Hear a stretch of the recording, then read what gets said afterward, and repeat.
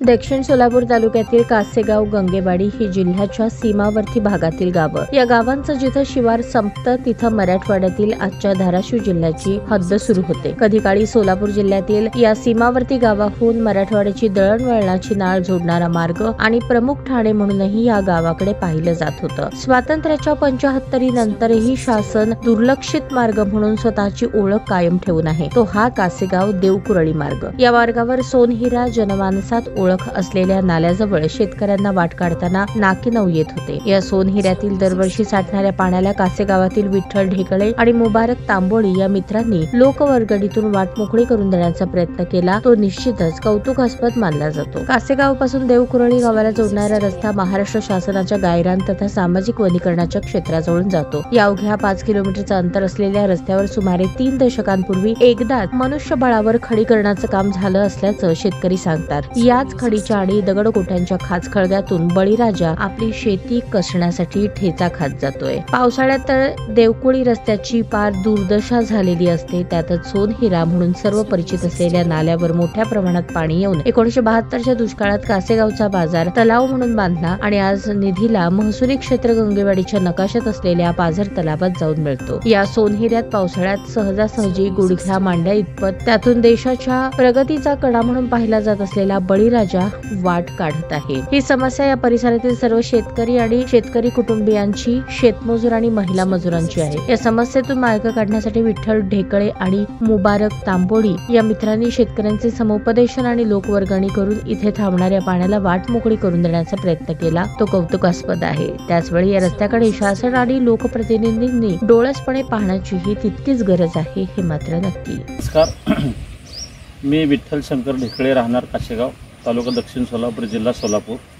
आपण ज्या रस्त्यावर सध्या उभे राहिलेले आहोत, हा रस्ता स्वातंत्र्यपूर्व काळ आणि स्वातंत्र्यानंतरच्या कालखंडापासून चालू असून या भागामध्ये असणारे जे शेतकरी आहेत त्या शेतकऱ्यांच्यासाठीचा महत्त्वाचा रस्ता आहे.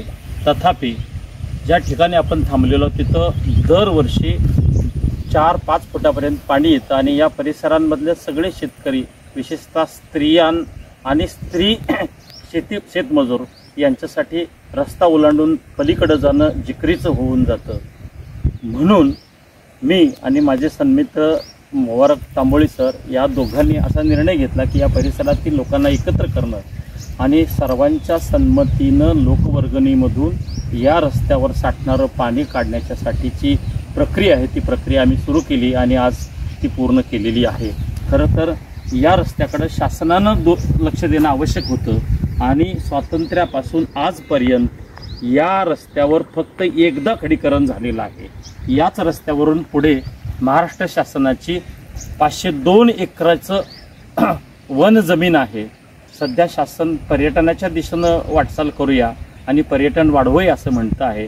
तरी याही परिसराला पर्यटनाच्या दिशेनं पुढे नेण्याच्यासाठी आणि या भागातल्या शेतकऱ्यांना पक्का रस्ता तयार करण्याच्यासाठी लक्ष दिलं शासनानं तर ते अधिक चांगलं होईल अशी आमची शासनाला विनंती राहील.